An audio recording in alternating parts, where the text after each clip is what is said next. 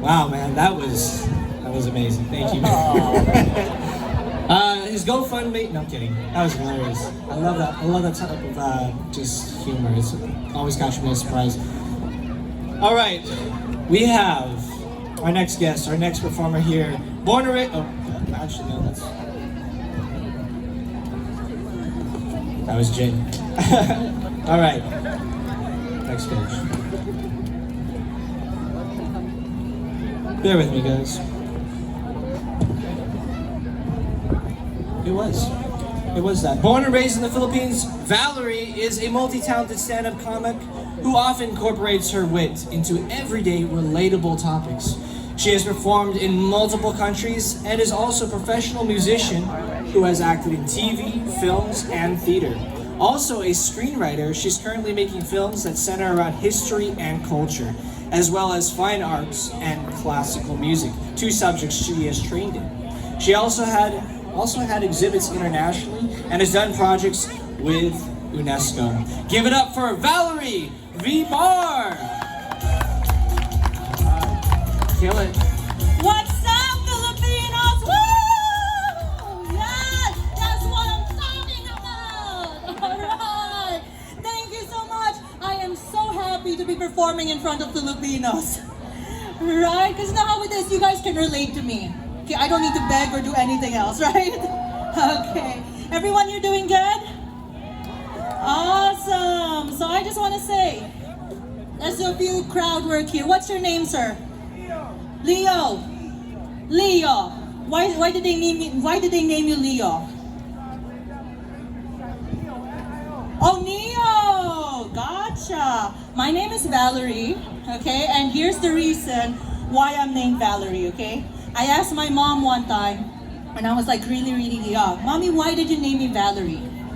Her answer was this, well, it's because, you know, my goddaughter, she was very pretty and her name is Valerie. I was hoping you'd come out the same. Right? Oh! But yeah, that's my mom. And also, any other actors or like people in the entertainment field here? I know these people are. Woo! Anyone here trying to fulfill their dreams? Not being a nurse though? Woo! There you go! Because I'm also a writer and I love writing about Filipino culture, which is hard for us, right? Because we're trying to get representation here in the US. We're all trying to fight for that. So there was this one time I asked my friend, I was like, yo, do you know any literary agent? Someone who can help me sell my script? And he was like, oh, I know someone. Just message him, drop my name. He's a really good friend of mine. Known him for 30 years. You'll be good. And I was like, yes, finally. I can finally sell my script about our culture. I can finally quit my job. I can finally be rich. All that shit, all that good things, right? Okay. I was careful. I didn't say the whole word. Are there any kids here? The kids are not listening. Good. Just make sure they're not listening. Okay. So yeah, so I was like, finally I have this opportunity, right? Search up the screenwriter and you know what? That guy's dead. I know. So I actually went to my friend, I was like, you do know your friend is dead, right? And he was like, no, I was just messaging him a week ago. And I saw the messages, it was like, join crypto, buy Bitcoin. I was like, dude, you're messaging spam. He did not know. He did not know a thing, okay? So yeah, so anyone here, are all of you born and raised here? Or some of you are born and raised in the motherland, right? Woo! Where? Born and raised in Long Beach. You still count. Everyone here counts. So yeah, but you know GMA? Did your parents expose you to GMA, the network? Yes. So I used to act for GMA. I know. I was 20 years old and I was fresh and young. And you know how Filipinos look super young? Like you, I don't want to guess your age, but if I was white, I'd say you were 18. Right? Filipinos look super young and I'm so happy for it. But the thing is, when I'm in the Philippines, I look old. Okay? Because in the Philippines, when I was acting for GMA, you know, the teleseries there with all the slapping and the screaming, I was 20 years old, I would always get the role of a 40-year-old middle-aged woman. And then when I came here, I was like, finally, I can look my age, I can get the young roles. And you know what I get typecasted as? The murder victim. And I remember I was in the Philippines, I was doing musicals in the Philippines. Do all of you know the musical Hairspray? Woo! People know it, thank you! I was worried no one's gonna react, but thank you for knowing it. Okay, so in case of people who don't know the musical Hairspray, the lead in Hairspray is like this big voluptuous woman, right? And I was in the Philippines and we had our house, our house theater, our house cast. And only all of us can audition for it. So I was like, okay, I'm the only fat chick here. Everyone else is small and skinny. They have no other choice but to cast me as the lead, right? So I was like, yes, this is my chance, this is my stardom, this is my good morning, Baltimore. I was ready. I was that ready. And you know what? Who they casted? The skinny girl.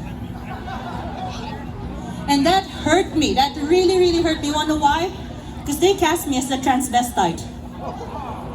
I know, right? That is a big That's okay. So yeah. So anyone here? Do you guys take Uber? Woo! What's the worst thing you've done in an Uber? Oh, she doesn't want to answer. No? Doesn't want to answer? Neo, what's the worst thing you've done in an Uber? Doesn't want to answer either? The kids are here. Don't worry, they're not paying attention. You can be honest with me. No. See, Filipinos are super shy. Just be honest with me. No. Do you want to answer for him? No either, okay. Because here's the thing. Have you guys taken Uber drunk? Thank you! Someone who's honest, you've taken Uber drunk. Have you ever vomited in an Uber? Yes. Have you made out in an Uber? Have you made out in an Uber? Too drunk.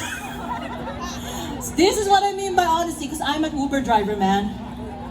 Okay, I deal with that every single day. Everyone who's making out, every one of you who's made out in an Uber, which I know there's some here in the crowd who, you!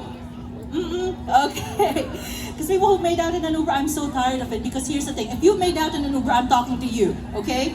Because here's the thing, my car is super tiny and super small. I can hear everything and see everything and smell everything, okay? And the next time any of you make out in an Uber, I'm joining. Alright? Okay, so here's one more thing, because I don't know how much minutes I've already done. I don't see the light. I'm still good, I haven't reached 10 minutes yet. How many minutes now? 9 more?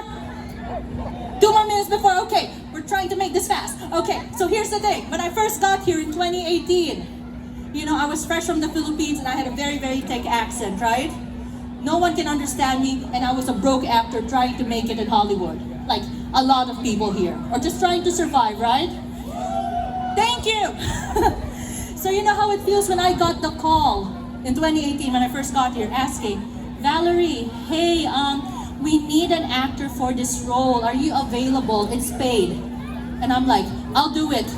Wait. You need to know what the role is first, okay? I'm like, no, it's okay. I'm getting paid. I'll do it. No, Valerie, I'll do it. We're turning you into a chola. I did not know what a chola meant. All I said was, I'll do it. Are you okay with being turned into a chola? Yeah, what do I need? Just bring in a plaid shirt and you're good. We'll teach you everything. We need you right now. So I went. And when I came there with my plaid shirt, I'm like, I'm ready. Makeup artist comes right up to me and says, oh my God, this is not a chola. Ugh, there's so much work we need to do on your face. And I'm still there going like, what the hell is a chola? Right? So they put me in hair and makeup, started doing this makeup on me. And then all of a sudden, the whitest director came up. And when I say white, I mean white. I don't mean Hispanic white, okay? I mean white. Okay? And he came up and was like, we're gonna teach you Spanish right now. And I looked at him like, you do know I'm Filipino, right? I probably know more Spanish than you. He's like, no, we're not asking you to curse in Spanish. And then they finally explained to me what a chola meant. And I was like, oh, you want me to play a Mexican gangster? We're in East LA, you couldn't find them outside. Right? And most people think that I am lying when I say this. I am not, okay? Because they're like, no, it's cultural appropriation. They can't change your race anymore. If you're a Filipino, you're Filipino. If you're Mexican, you're Mexican. I'm like, no, this still happens, okay? And I'm okay with it because I got paid. And here's the proof. Y'all ready? I'm gonna put this. Chola! All